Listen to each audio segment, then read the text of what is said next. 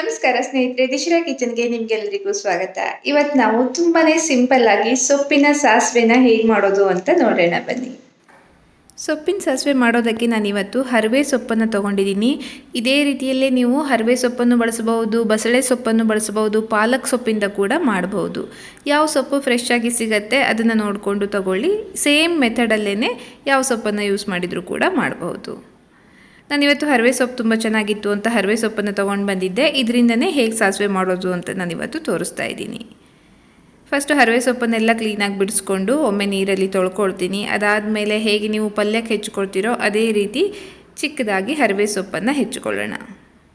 ತುಂಬ ಚಿಕ್ಕದಾಗಿ ಬೇಕು ಅಂತೇನಿಲ್ಲ, ಇದು ನಾರ್ಮಲ್ ಆಗಿ ಯಾವ ರೀತಿ ಸಾಂಬಾರೆಲ್ಲ ಮಾಡ್ತೀವಲ್ಲ ಅದೇ ರೀತಿಯಲ್ಲೇ ಬರುತ್ತೆ ಪದಾರ್ಥ. ಹಾಗಾಗಿ ಸ್ವಲ್ಪ ಸಣ್ಣದಾಗಿ ಹೆಚ್ಚಿಕೊಂಡ್ರೆ ಸಾಕು ಹರಿವೆ ಸೊಪ್ಪನ್ನು. ಈಗ ಇದನ್ನ ಹಾಗೆ ಪ್ಯಾನ್ಗೆ ಹಾಕಿ ಸ್ವಲ್ಪ ಬೇಯಿಸ್ಕೊಳ್ತೀನಿ. ಸ್ವಲ್ಪ ಇದ್ರ ಜೊತೆಗೆ ನೀರು ಹಾಕಿ ಹಾಗೆಯೇ ಇದನ್ನು ಮುಚ್ಚಿ ಬೇಯಿಸ್ಕೊಳ್ಳೋಣ. ಈಗಲೇ ಉಪ್ಪು ಬೆಲ್ಲ ಏನು ಹಾಕೋದು ಬೇಡ. ನಾವು ಅರ್ಧ ಬೆಂದ ಮೇಲೆ ಇದ್ರ ಜೊತೆಗೆ ಹಾಕ್ಬೋದು. ಹಾಗೆ ಇದ್ರ ಜೊತೆಗೆ ಬೇರೆ ಏನು ಕೂಡ ಬೇಡ. ಈರುಳ್ಳಿ ಟೊಮೆಟೊ ಏನನ್ನೂ ಸೇರಿಸೋದಕ್ಕೆ ಹೋಗಬೇಡಿ. ಇದು ಸಾಸಿವೆನೇ ಹೈಲೈಟ್ ಆಗಿರೋವಂಥ ಒಂದು ಡಿಶ್ ಆಗಿರೋದ್ರಿಂದ ಬೇರೆ ಏನನ್ನೂ ಕೂಡ ಆ್ಯಡ್ ಮಾಡೋ ಅಗತ್ಯ ಇಲ್ಲ. ಅದು ಬೇಯೋಷ್ಟರಲ್ಲಿ ನಾವು ಈ ಕಡೆ ಮಿಕ್ಸಿ ಮಾಡಿ ಕೂಡ ರೆಡಿ ಮಾಡ್ಕೊಳ್ಳೋಣ. 1 ಕಪ್ಪಷ್ಟು ಹಸಿ ತೆಂಗಿನಕಾಯಿ ತುರಿನ ನಾನಿಲ್ಲಿ ತೊಗೊಂಡಿದ್ದೀನಿ. ಅದರ ಜೊತೆಗೇ ಸೇರಿಸಿ ರುಬ್ಬೋದಕ್ಕೆ ಇನ್ನೊಂದು ಪ್ಯಾನಲ್ಲಿ ಸಾಸಿವೆನ ಫ್ರೈ ಮಾಡ್ಕೊಳ್ಳೋಣ. ಸ್ವಲ್ಪ ಎಣ್ಣೆನ ಹಾಕ್ಕೊಂಡಿದ್ದೀನಿ. 1 ಸ್ಪೂನಷ್ಟು ಸಾಸಿವೆನ ನಾನು ಇದಕ್ಕೆ ಸೇರಿಸ್ತಾ ಇದ್ದೀನಿ. ಇದರಲ್ಲಿ ಮೇನ್ ಇಂಗ್ರೀಡಿಯೆಂಟೇ ಸಾಸಿವೆ ನಾನು ಹೇಳಿದಾಗೆ. ಹಾಗಾಗಿ 1 ಸ್ಪೂನಷ್ಟು ಸಾಸಿವೆನ ಸೇರಿಸ್ತಾ ಇದ್ದೀನಿ. ತುಂಬ ಜಾಸ್ತಿ ಹಾಕೋದಕ್ಕೆ ಹೋಗಬೇಡಿ, ಸಾಸಿವೆ ತುಂಬ ಸ್ಟ್ರಾಂಗ್ ಆಗಿರುತ್ತೆ.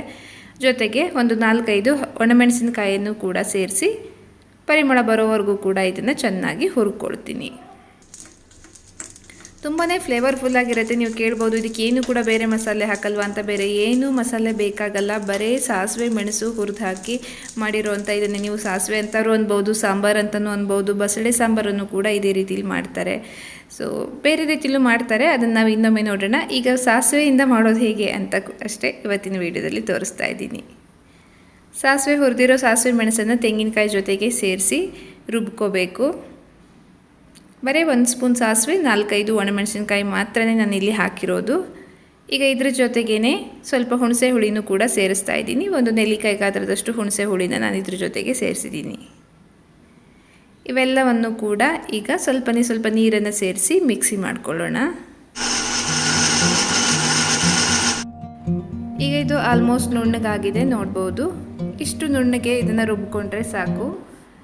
ಅಷ್ಟರಲ್ಲಾಗಲೇ ಹರಿವೆ ಸೊಪ್ಪು ಕೂಡ ಆಲ್ಮೋಸ್ಟ್ ಬೆಂದಿರುತ್ತೆ. ಅರ್ಧ ಬೆಂದರೆ ಸಾಕು, ಪೂರ್ತಿ ಬೇಯೋದು ಬೇಡ. ಹಾಗಾಗಿ ನೋಡೋಣ ಎಷ್ಟಾಗಿದೆ ಹರಿವೆ ಸೊಪ್ಪು ಅನ್ನೋದನ್ನ. ನಾವು ಈ ಕಡೆ ಗ್ರೈಂಡ್ ಮಾಡ್ಕೊಳ್ಳೋಷ್ಟರಲ್ಲಿ ಆ ಕಡೆ ಅರ್ಧ ಹರಿವೆ ಸೊಪ್ಪು ಬೆಂದಿರುತ್ತೆ. ಈಗ ಇದಕ್ಕೆ ನಾವು ಉಪ್ಪು ಬೆಲ್ಲ ಹಾಕಿ ಇನ್ನೊಂದು 2-3 ನಿಮಿಷ ಇದನ್ನ ಬೇಯಿಸ್ಕೋಬೇಕು.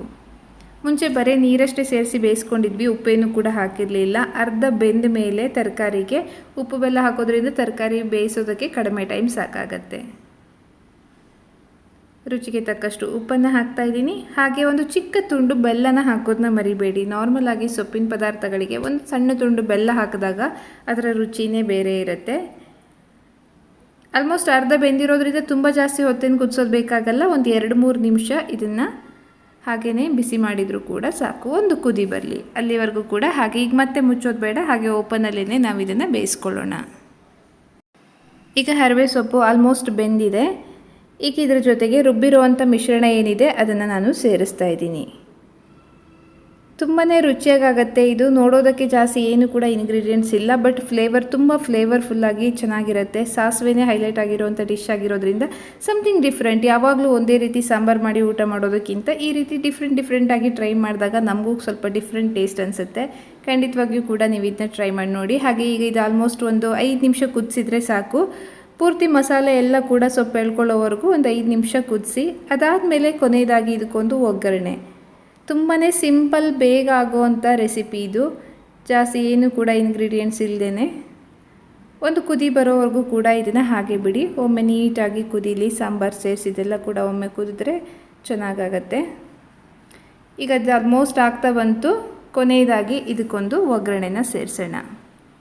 ಸ್ಟವ್ ಆಫ್ ಮಾಡ್ತೀನಿ. ಈ ಕಡೆಯಿಂದ ಒಗ್ಗರಣೆನ ರೆಡಿ ಮಾಡ್ಕೊಳ್ಳೋಣ. ನಾನಿವತ್ತು ಇದಕ್ಕೆ ಬೆಳ್ಳುಳ್ಳಿ ಒಗ್ಗರಣೆನ ಹಾಕ್ತಾಯಿದ್ದೀನಿ. ನೀವು ಬೆಳ್ಳುಳ್ಳಿ ಒಗ್ಗರಣೆ ಬೇಕಿದ್ರೂ ಕೂಡ ಹಾಕ್ಬೋದು, ಇಲ್ಲ ಅಂದರೆ ಬರೀ ಸಾಸಿವೆ ಮೆಣಸು ಕರಿಬೇವಿನ ಒಗ್ಗರಣೆ ಕೂಡ ಹಾಕ್ಬೋದು. ನಮಗೆ ಸಾಮಾನ್ಯವಾಗಿ ಇದಕ್ಕೆ ಬೆಳ್ಳುಳ್ಳಿ ಒಗ್ಗರಣೆ ಇಷ್ಟ ಆಗುತ್ತೆ, ಹಾಗಾಗಿ ಬೆಳ್ಳುಳ್ಳಿನ ಸೇರಿಸ್ತಾ ಇರೋದು ಅಷ್ಟೇ. ಒಂದು ಅರ್ಧ ಸ್ಪೂನಷ್ಟು ಸಾಸಿವೆ ಮತ್ತು ಒಗ್ಗರಣೆಗೂ ಕೂಡ ಅರ್ಧ ಸ್ಪೂನಷ್ಟು ಸಾಸಿವೆನೇ ಇಲ್ಲಿ ಸೇರಿಸ್ತಾ ಇರೋದು. ಸಾಸಿವೆ ಸ್ವಲ್ಪ ಹರಕೊಂಡ ನಂತರ ಇದ್ರ ಜೊತೆಗೆ ಒಂದು 6-7 ಬೆಳ್ಳುಳ್ಳಿ ಹೆಸಳನ್ನು ನಾನಿಲ್ಲಿ ಸೇರಿಸ್ತಾ ಇದ್ದೀನಿ. ಬೆಳ್ಳುಳ್ಳಿ ಮತ್ತು ಸಾಸಿವೆ ಫ್ಲೇವರ್ ಒಟ್ಟಿಗೆ ತುಂಬ ಚೆನ್ನಾಗಾಗತ್ತೆ. ಬೇಕಿದ್ದರೆ ಹಾಕ್ಕೊಳ್ಳಿ, ನಿಮಗೆ ಬೆಳ್ಳುಳ್ಳಿ ಬೇಡ ಅನಿಸಿದರೆ ನೀವು ಸ್ಕಿಪ್ ಮಾಡ್ಬೋದು. ಬೆಳ್ಳುಳ್ಳಿ ಬದಲಾಗಿ ಕರಿಬೇವಿನ ಎಲೆ ಕೂಡ ಉಪಯೋಗಿಸ್ಬೋದು. ಬೆಳ್ಳುಳ್ಳಿ ಅರ್ಧ ಕೆಂಪಗಾದ ನಂತರ ಇದ್ರ ಜೊತೆಗೆ ಒಂದು ಒಣಮೆಣಸಿನ್ಕಾಯಿನ ಕಟ್ ಮಾಡಿ ಹಾಕ್ತಾಯಿದ್ದೀನಿ. ಒಣಮೆಣಸಿನ್ಕಾಯಿ ಸ್ವಲ್ಪ ಕೆಂಪಗಾಗೋವರೆಗೂ ಕೂಡ ಹುರಿದು ನೆಕ್ಸ್ಟ್ ಈ ಒಗ್ಗರಣೆನ ಡೈರೆಕ್ಟಾಗಿ ಸೇರಿಸಿದರೆ ಹರವೆ ಸೊಪ್ಪಿನ ಸಾಸಿವೆ ಏನಿದೆ ರೆಡಿನೇ ಆಗೋಗುತ್ತೆ. ತುಂಬಾ ರುಚಿಯಾಗಿರುತ್ತೆ, ಬೇಗನೂ ಆಗುತ್ತೆ, ಜಾಸ್ತಿ ಟೈಮ್ ಹಿಡಿಯಲ್ಲ. ಅನ್ನದ ಜೊತೆ ಸೇರಿಸಿ ಊಟ ಮಾಡೋದಕ್ಕೆ ಸೂಪರ್ ಆಗಿರುತ್ತೆ. ಚಪಾತಿ ಜೊತೆಗೂ ಸೇರಿಸಿ ಊಟ ಮಾಡ್ಬೋದು. ಅನ್ನದ ಜೊತೆಗೆ ತುಂಬ ಚೆನ್ನಾಗಿರುತ್ತೆ ಇದು. ನೋಡಿದ್ರಲ್ವ, ಹರವೆ ಸೊಪ್ಪಿನ ಸಾಸಿವೆ ರೆಡಿನೇ ಆಗೋಯಿತು. ಇದೇ ರೀತಿಯಲ್ಲಿ ಸೇಮ್ ಮೆಥಡಲ್ಲಿ ನೀವು ಪಾಲಕ್ ಸೊಪ್ಪಿಂದನೂ ಮಾಡ್ಬೋದು, ಬಸಳೆ ಸೊಪ್ಪಿಂದ ಕೂಡ ಮಾಡ್ಬೋದು. ತುಂಬಾ ಟೇಸ್ಟಿಯಾದ ರೆಸಿಪಿ. ಖಂಡಿತವಾಗಿಯೂ ಕೂಡ ನೀವು ಇದನ್ನ ಮನೆಯಲ್ಲಿ ಒಮ್ಮೆ ಟ್ರೈ ಮಾಡಿ ನೋಡಿ. ನೋಡಿದ್ರಲ್ವಾ ಸೊಪ್ಪಿನ ಸಾಸಿವೆನ ಹೇಗೆ ಮಾಡೋದು ಅಂತ. ಅನ್ನದ ಜೊತೆ ಸೇರಿಸಿ ತಿನ್ನೋದಕ್ಕೆ ತುಂಬಾನೇ ರುಚಿಯಾಗಿರುತ್ತೆ. ಖಂಡಿತವಾಗಿ ಕೂಡ ಮನೇಲಿ ಒಮ್ಮೆ ಇದನ್ನ ಟ್ರೈ ಮಾಡಿ ನೋಡಿ. ಹಾಗೆ ಇವತ್ತಿನ ವಿಡಿಯೋ ಕೂಡ ಇಷ್ಟ ಆಗಿದ್ರೆ ಒಂದು ಲೈಕ್ ಮಾಡಿ, ಹೊಸಬರಾಗಿದ್ರೆ ಸಬ್ಸ್ಕ್ರೈಬ್ ಮಾಡಿ, ಅನಿಸಿಕೆಗಳನ್ನ ಆಸ್ ಯೂಶುವಲ್ ಕಮೆಂಟ್ ಅಲ್ಲಿ ತಿಳಿಸಿ. ಸಿಗೋಣ ಮುಂದಿನ ವಿಡಿಯೋದಲ್ಲಿ. ಅಲ್ಲಿವರೆಗೆ ಧನ್ಯವಾದ.